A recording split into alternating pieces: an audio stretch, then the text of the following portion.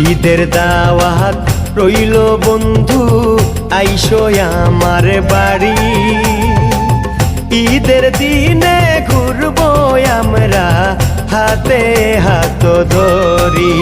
তুমি এসে আমার মনের আশা, এসে আমার মনের আশা পূরণ বন্ধু করো রে। ঈদের দাওয়াত রইল রে বন্ধু, আইও রে আমার বাড়িতে, ঈদের দাওয়াত রইল রে।